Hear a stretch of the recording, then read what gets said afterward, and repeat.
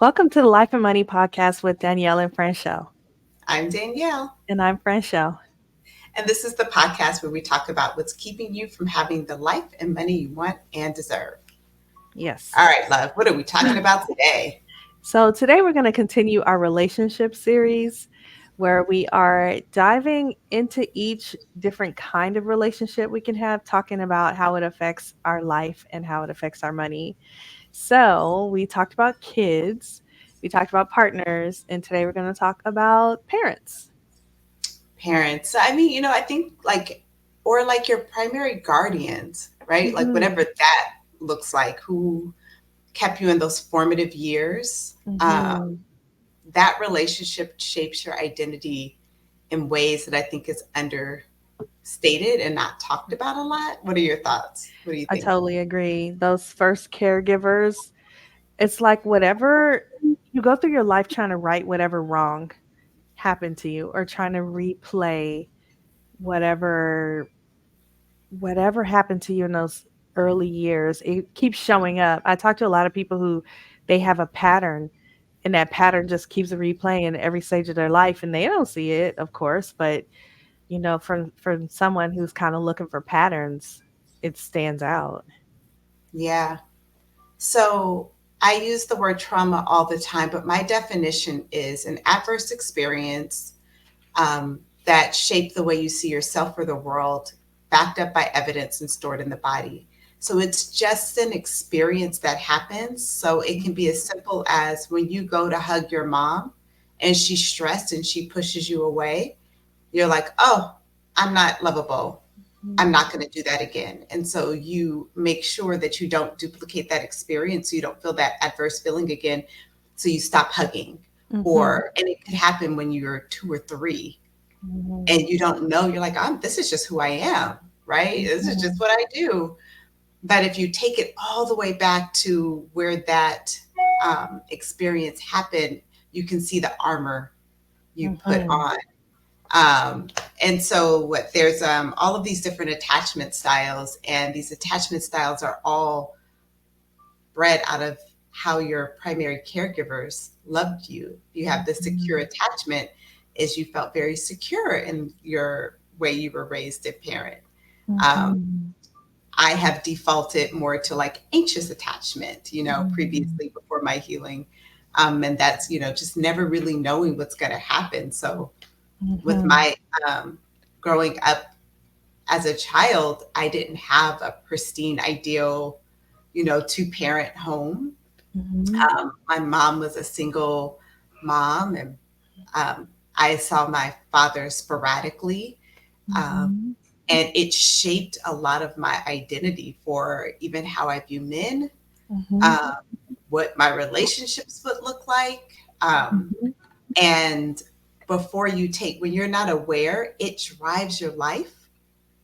You mhm. don't even know who's driving. You think you're driving, right? But Right. you don't even realize you're not driving. Your past Yeah. experiences are driving you, and taking control and pulling the emergency stop brake doesn't speak negatively to your caregivers, but it does allow you to get control of your life.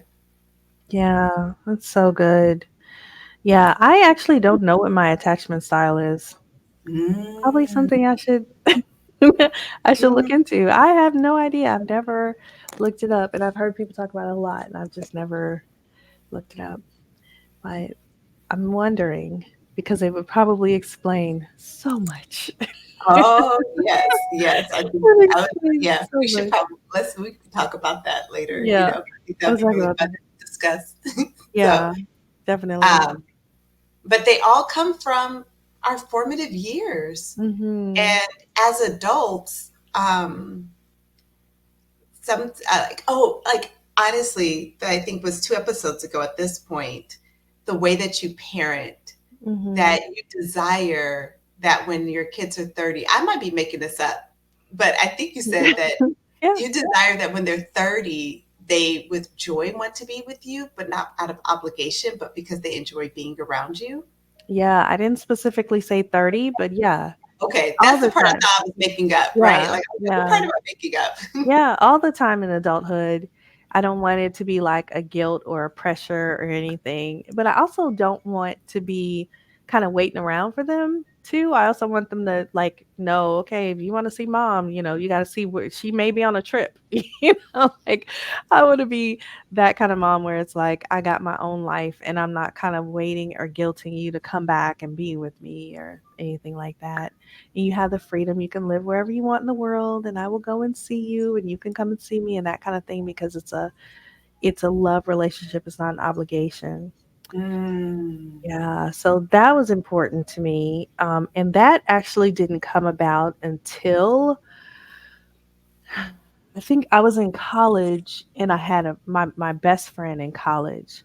She had a healthy relationship with her parents, both her mom and her dad, and she had a brother. They were just the four of them, and she had a little dog. And even the way she talked to her little dog, I was like, I'd never seen anyone just be so kind and like calm. There was no, I've never seen her mom or dad raise their voice, and everybody was just really kind and calm. And that was an eye opener for me. I was like, wait, what's happening here? So I remember before I had kids, I always had dogs. I had like it's funny, I had a boy and a girl, had two little dogs. They went everywhere with me. And I just remember just talking to my doggies the way she talked to her dog and just kind of already taken on that maternal role, which of course having kids is way different than having pets. But before you have kids, those are kind of like your first kids, and just the way that I would interact with them was much different than what it would have been had I not had her example. And it just really shifted my mind about what a relationship could be like with early caregivers. And what I've noticed in spenders is that really with any kind of behavior that's rooted in unhealed emotion Mm. is you're constantly like trying to right a wrong that really isn't associated with the thing that you're attributing it to, Yep. right? And it keeps people under earning, and it also keeps them overspending. And it's really because they haven't, like you said, they haven't made the connection between what's really driving your thoughts and your behaviors versus what you think when you think you're doing and why you think you're doing it. And it's like there's a whole other process happening behind the scenes.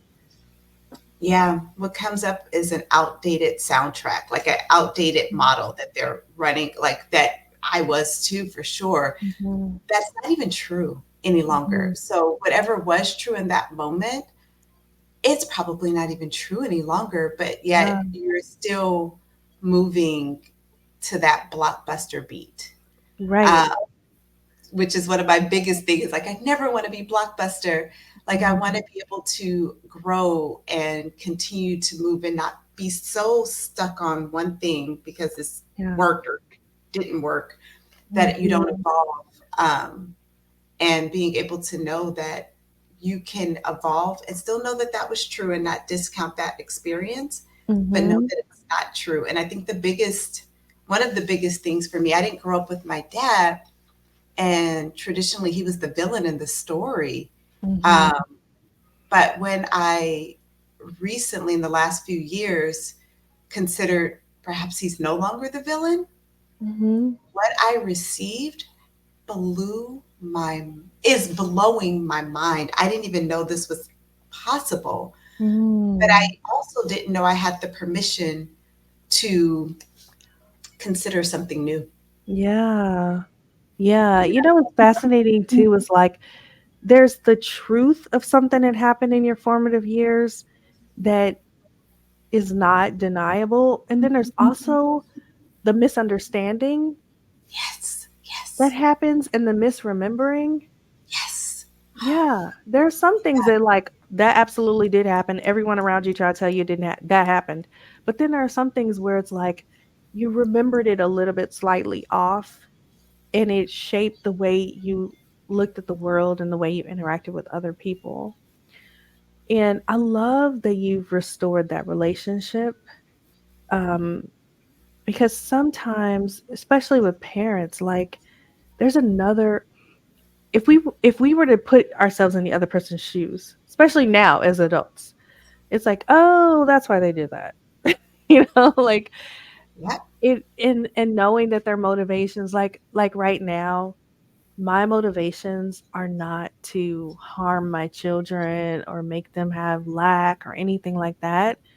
Um, but I want something, and that thing that I want is my motivation. And I learned this years ago when I first started doing the work on myself, that the people I had thought in my history were making my life harder, they were just wanting something, and they were like really trying to get this thing that they wanted at the time. And so I see that now because I'm an adult, and I'm like, oh, I can see how this can happen. Um, but a lot of times the communication is not there. I think Mm-hmm. we're the first generation that really talks to our kids. Mm-hmm. Like really talks to our kids. Because before it was like you weren't allowed to ask any questions. You weren't allowed to, Yeah. it's just you didn't get to know what was happening. You Yeah. did. You better not ask where we're going in the car. You don't even Right. get to know where you're Right. going at any given moment, much less why. Um, but it's nice that we do, like, the culture has shifted where we are talking to our kids more, and it's allowable for them to ask questions. Because if I wasn't telling my kids every step of the way what we're doing and calling this a family business, I think it would be harmful for them to not understand, what's happening and why things are happening the way they are. Um, so I love that, being in that position where, we can look back at our early caregivers and how it shaped our life, but then also look forward and see like what we're doing to shape the next generation and how we're helping them in their life. Yeah. Because there's some pain, there's pain in the history. One thing you described is called silent trauma. Mm, It's when you can feel what's going on, but you're not allowed to talk about it. No one's mm, mentioning anything. You internalize it. Am I crazy? mhm, When you're not able to talk about what that was in our generation, that's how we grew up. It was mhm. immersed in silent trauma. You couldn't talk about it, but you could Yeah, feel the yeah, discomfort happening. But then you're like, maybe it's me because nobody's mentioning this. yeah, Like, if yeah, this was happening, somebody would say something, but yeah, nobody's saying anything. So maybe I'm crazy. And it's yeah, actually called silent trauma. yeah. It's so sad. Like um s- I remember, so my kids are 8 now, and it breaks my heart when I see them, and I know, um, like, their dad has some stories from when he was little, and I have some stories of things that, like, happened to my brothers when we were little, and I look at my son and I'm like, "There is no way." It's just like there was just a lot of words that were said, and there's things that were done that, you know, you're not understanding or having a conversation, some sort of open, safe communication where you could say, "Hey, when you said this, I felt this way, or this is what happened, or why am I being punished?" Remember getting spankings and not knowing why? Like, why did I even get? What did I do?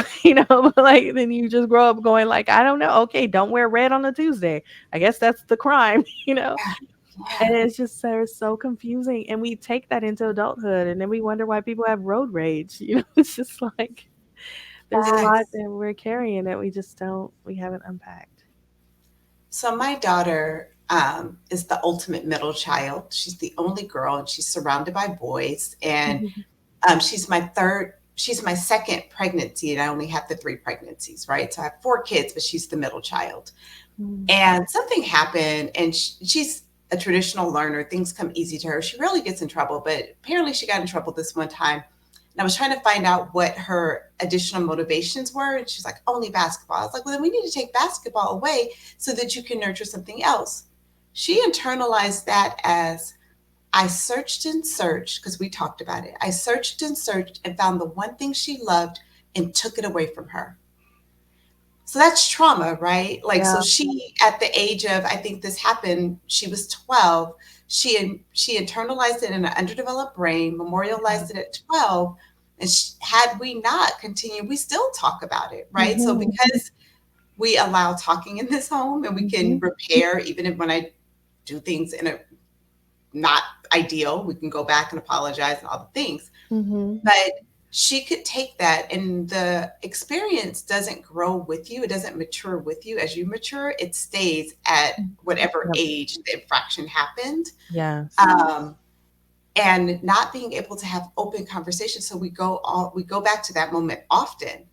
So she Mhm. doesn't have to wait until she's 33 in therapy to talk Right. about how her mom searched and found the one thing that she just loved and took it away, and But oh, you know what did what's you hurt her? what's fascinating is that she probably would be in therapy talking about her boss changing her job position because they found the one thing that she really enjoyed Yes, about that job, and now yes, they've shifted her to a different department, and they did it intentionally because she really loved, it's like we transfer these same thoughts yes, to different experiences. yes, yes. Yeah, and then would not have made it would have taken a while probably to make that connection. I mean, a good Oh, therapist, not to say therapy is not gonna make that connection, but that's what she would go there with, like this yeah. totally unrelated thing. And then you get to the core of it and it's like, "Oh, wait. Oh, yes, that did happen when I was 12." Hmm. Or in your romantic relationships, you Mhm. know what I mean? Or any it will follow you. It becomes a part of your armor and identity. Yeah. And it's the filtering system. You make all of your decisions, Yep. and we will always confirm our beliefs. Yep.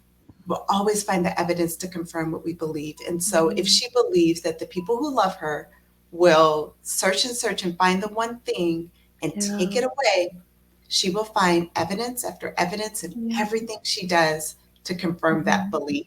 Yeah. Um, I'm hoping to help to unravel that belief that she has, Yeah, I mean, just that conversation that brings awareness to it because most of the time in coaching, that's what we're doing is Hmm. providing that awareness. And once you see it, you can't unsee it. What you do with it Yes. is your business, but once you see it and it clicks, it's like, oh, this is real. So yeah. And so when we think about money, how our parents interface with money, did we have Mhm. it? Did we think it was evil? Did Mhm. we think that people who had it were evil? Did we think we were better than others because we did have it?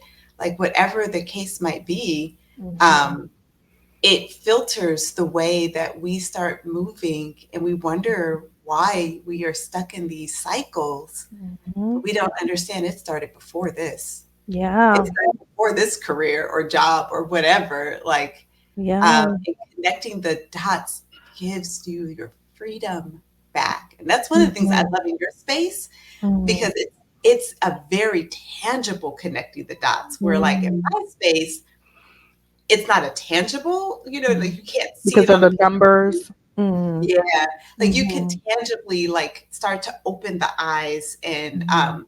because you don't do this work without connecting it to the mindset and the core as well. And Mhm. so it helps to see, oh, it's okay that I'm this way. And in some Mhm. ways, I'm kind of covering up this emotion. You know what I mean? Yeah. I can feel this emotion and still have this and not get this because I feel this. So you help to Yeah. uncover that, but it really gives you your freedom.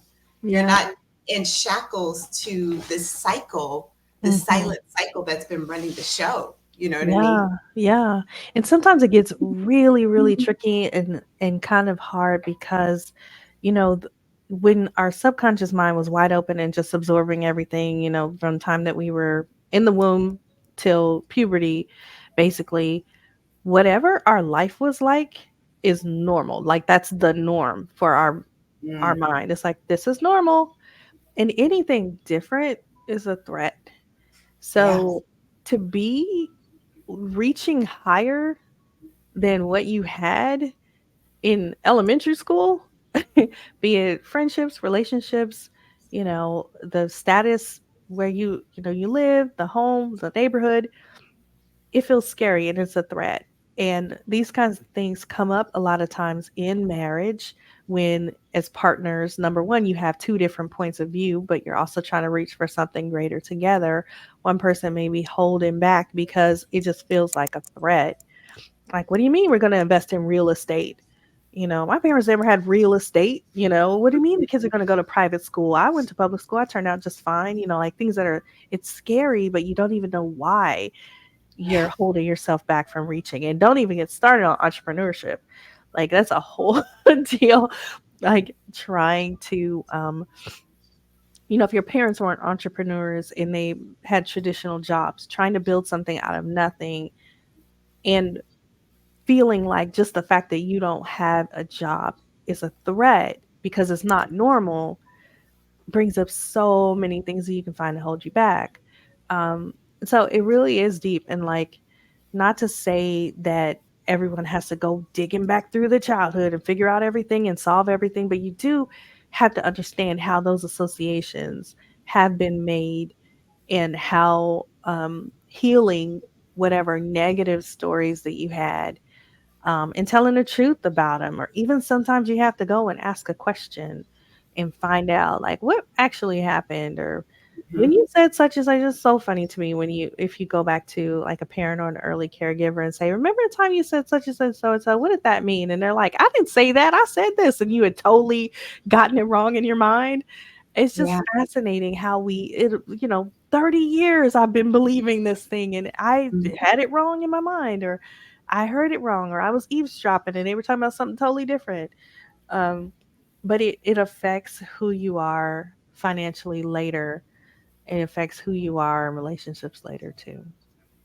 Do you remember when I tantrumed about the food in my house? Yes, I do. You told me that your kids were going to call CPS on you if you started grocery shopping differently.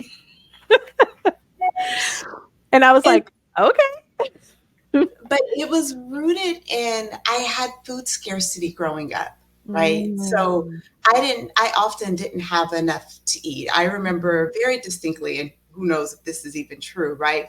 But we searched and searched for the 75 cents because at the time, 75 cents would get you two bean and cheese burritos from Taco Bell. And mm, so the three of us, me, my mom, and my brother, were going to get the 75 cents so we could get two bean and cheese burritos up the street from Taco Bell for the three of us to share.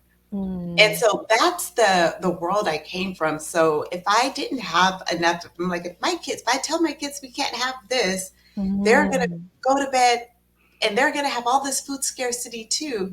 mm. And that wasn't even true. My children do not Yeah, have food scarcity. Sometimes they right. might go to bed and not eat because they didn't want dinner. They didn't want what Yeah. was prepared for dinner.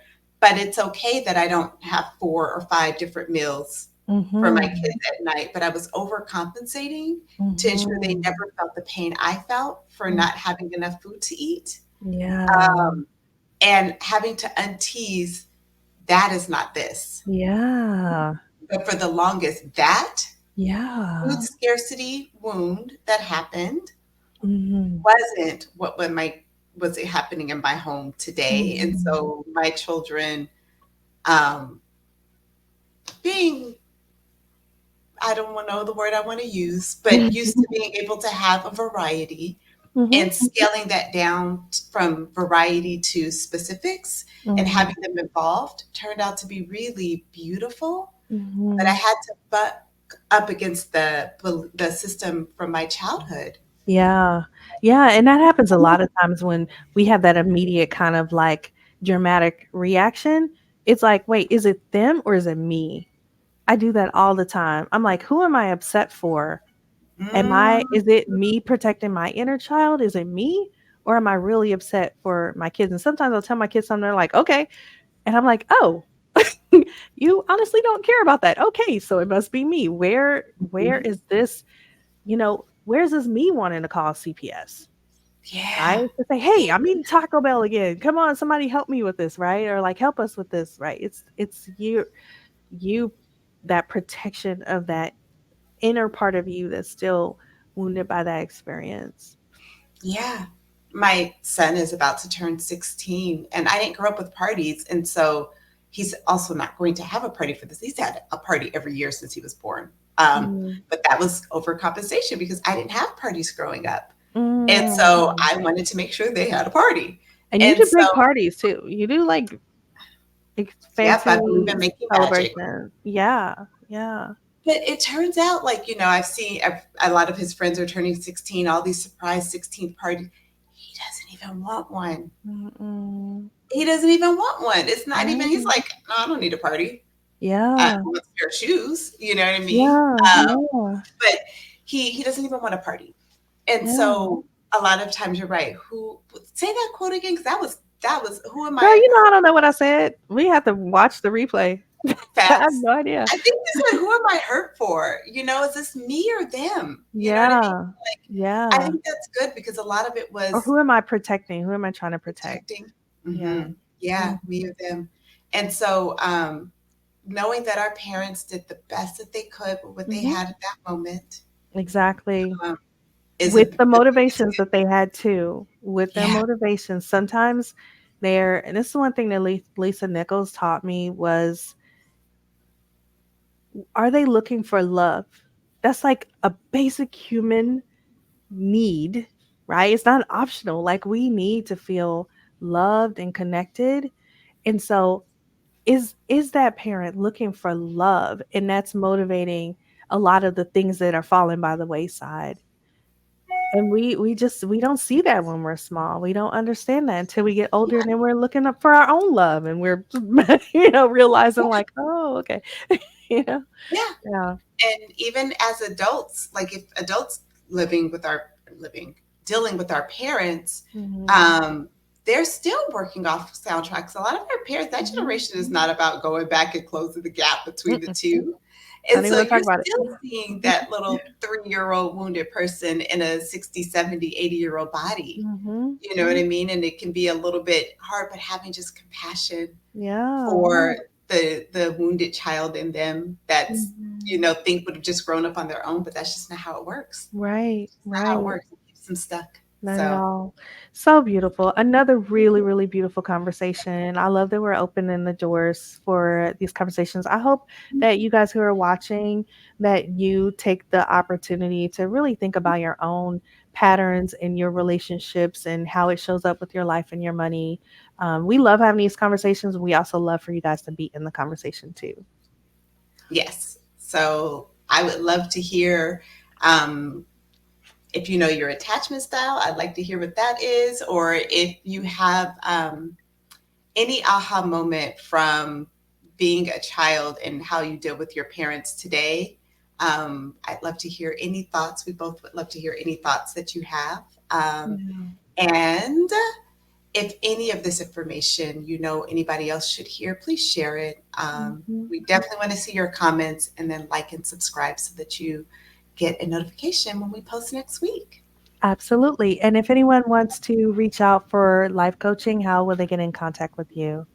So you can get a free guide by texting purpose to 66866, or scheduling a consultation at DanielleNicoleLifeCoach.com. And you just hit schedule consultation and we can talk. And then if people wanted to find out about how to be calm, if spenders need to find out how to be calm with their money, what's the best way to do that? Yes, if you're a spender and you feel like maybe there's some pattern that you're not recognizing and it's affecting your money, you can text spender to 44144. It'll be in the description box below. That'll get you started, and I will welcome you into our community, and you can examine those things, that maybe you're not aware of. Yes. So we look forward to seeing you next week. Thank you for watching all the way to the end. Yay. And the series will continue next week. All right. All right. Bye.